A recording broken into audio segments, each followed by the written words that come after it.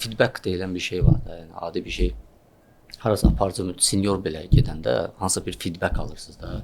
Məsələn, mən hansısa bir işçini götürmək istəyəndə baxıram bu işçi harda işləyir? Məsələn, ABB-də. ABB-nin IT müdirindən soruşuram ki, tutam ki, bu necə bir insandır?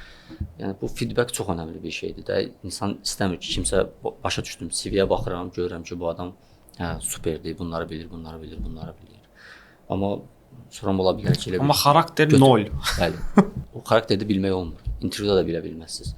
Hansı ki suallar verim ki, onu tam olaraq onun xarakterini başa düşə bilim. Ona görə də feedback çox önəmlidir. Baxıram ki, məsələn, dediyim kimi Veysolda işləyir, böyrdə onunla bir işdən adamdan soruşuram ki, bu necə biridir də. Ona görə də insani şeylər çox önəmlidir və bu həmişə də çox önəmli olacaq. Əslində bu almaq istədiyim cavablardan biri də buydu ki, belə deyim də siz də bir rəhbər kimi bunu təsdiqləməyiniz vacibdir. Çünki həqiqətən də bir tutaq ki, X1 əməkdaş, helpdesk olsun, fərqi yoxdur, lap supportda olsun.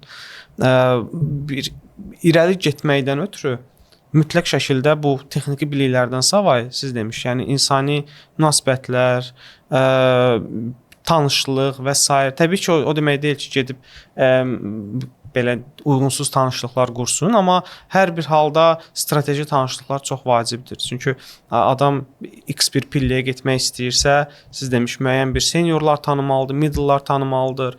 Ondan sonra tədbirlərə getməlidir, tədbirlərdə həmin tanışlıqları əldə etməlidir, utanmamalıdır münasibət qurmaqdan ötürü ki, həmin münasibətlərdə həm insana müəyyən bir karyera yolu gətirir, yəni irəli aparır. Çünki ola bilər ki, tanışdıq adam X1 şirkətdə işləyir, sabahsı gün X1 şirkətə getdiyi zaman həmin o şirkətdə rastlaşarlar və ya bunu intervyu edən adam eyni adam olar və s.